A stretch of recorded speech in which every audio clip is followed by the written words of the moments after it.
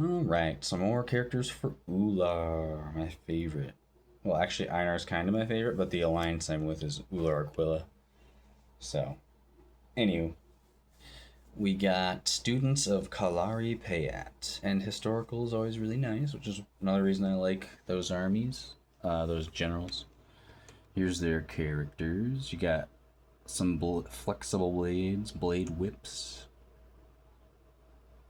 They're playing around with keeping their shield where it is to block the blade from hurting themselves. Alrighty. Okay. There's the front of the card. They're from Earth. They're from India, apparently. From history, real history, so you can look them up. Or look up their blades or whatever. That type of thing. They're a common squad of humans. They're student and they're confident. Not much you get out of that.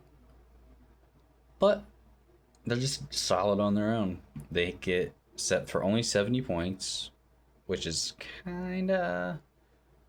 It's not cheap, but it's not expensive. It's kind of in the middle there. But they get 6 move, 3 attack, 3 defense is decent. They also have reach, so as long as they're within 3 of the same height as these guys, um, then they can attack up to 2 spaces away. If they do that, they get become all eyes. If they're not adjacent to the person they're attacking or defending, they get 1 extra attack or defense. So if they're using reach, they get 4 attack. If you get height, that's 5 attack. If they are being attacked from range, they get 4 defense. And just with that, with reach and 6 move, that means everybody who has 8 or less range, these guys can run up and get you next turn. Like, they get 4 defense, maybe 5. They're on shadow or bush. So if you didn't get them, now they can run all the way up to you, whip you with that reach for 4 or 5 attack, and probably kill your range character because they don't typically have great stats, the range characters. So yeah, you just can't. No one can run from these guys. I mean, like, no one can run from them. Savaris can shoot once from like 9 range, or the old version twice.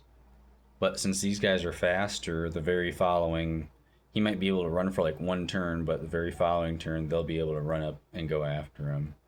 No one other than that can kite these guys because the other characters with 10 range, Deathwalker 10,000, needs a line to do that, which is hard to pull off. Then Deadeye Dan needs to stand still, Frizz needs to stand still, and have someone next to the person to shoot at them. So, um, these guys, you can't kite, which is cool. So they're kind of specialized against range, which is interesting. But in case they go up against melee, they also have a tool for that. So they just have tools for everything. They're really well rounded. For 70 points, I think that's really cool. But for the other power, they got Urumi Strikes. After each student of Kalari Payatt attacks for the first time each turn, after each student attacks for the first time each turn, if that student attacked an adjacent figure, that student may make 1 additional normal attack against a different figure. So, if someone's engaged to you, you still have to attack someone you're engaged with. So, if you run up to two or more characters, you can attack 2 of them with Urumi Strikes if they're adjacent to you. If you attack someone and kill them and they were adjacent to you, and there's someone else within 2 spaces after that, you can use reach and get that increased damage and still hit them as well. So you can get an attack of 3 and then an attack of 4,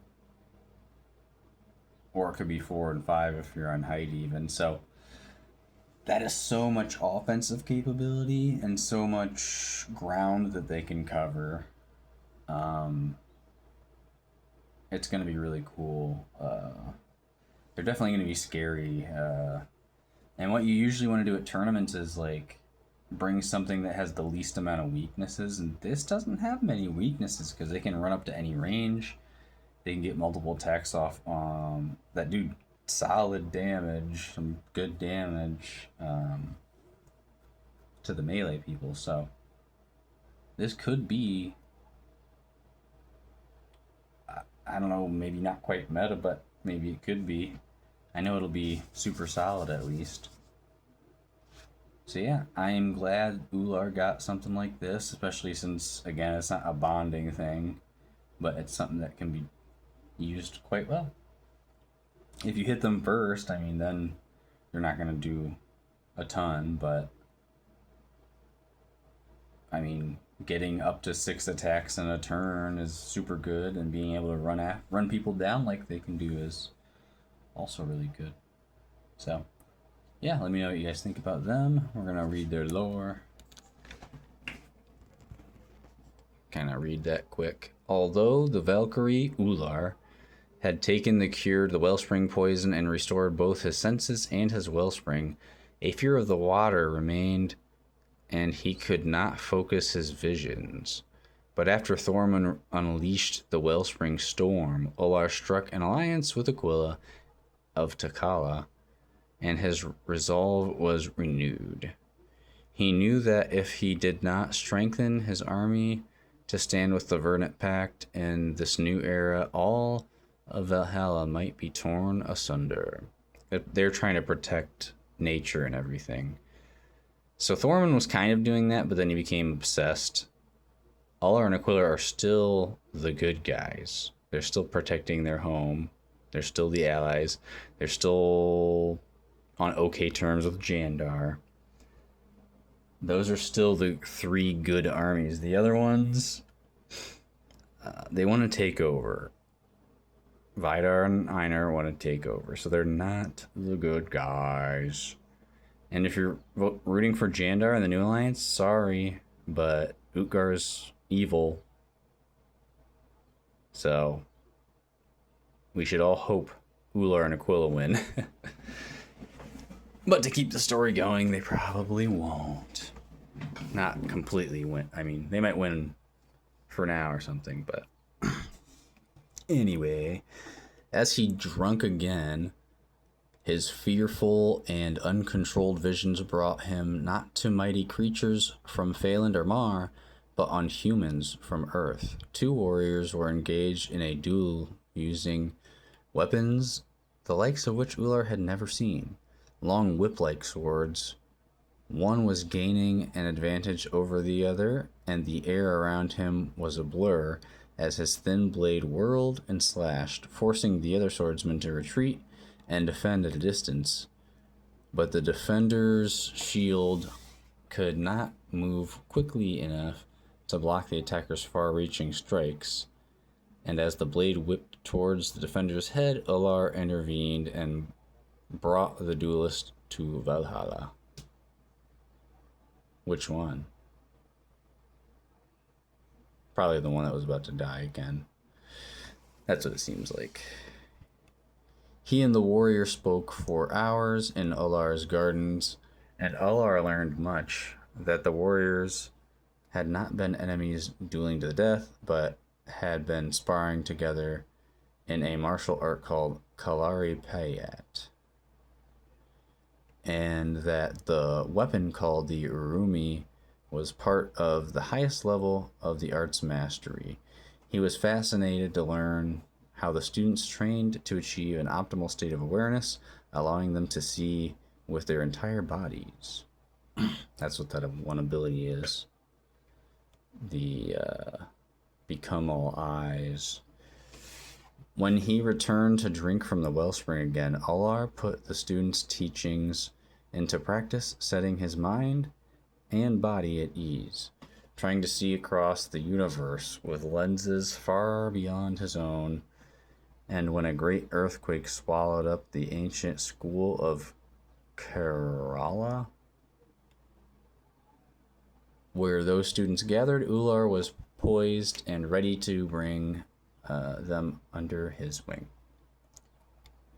So yeah, they're super talented, and you kind of see that in their abilities and whatnot. So yeah, all right, they'll be fun.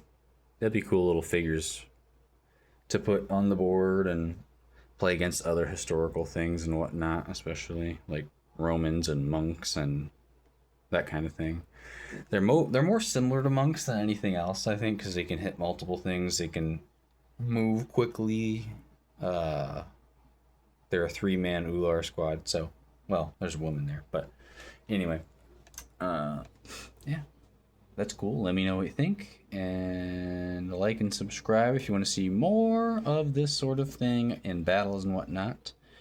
If you want to see my live reaction and others, you can watch Tales of Valhalla's review or live stream of the recent stuff that just came out. So yeah, look that up. Look all those guys' videos up. And we'll see you guys next time.